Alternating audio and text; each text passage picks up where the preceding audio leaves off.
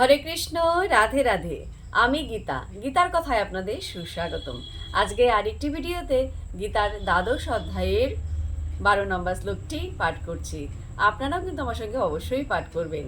ওং নমো ভগবতে বাসুদেবায়, ওং নমো ভগবতে বাসুদেবায়, ওং নমো ভগবতে বাসুদেবায়, ওং তৎসৎ। হরে কৃষ্ণ। শ্লোকটি আমার সঙ্গে উচ্চারণ করবেন। শ্রেয় হি জ্ঞানম অভ্যাসাৎ জ্ঞানাৎ ধ্যানম বিশিষ্যতে ধ্যানাৎ কর্মফল ত্যাগাৎ শান্তি অনন্তরম।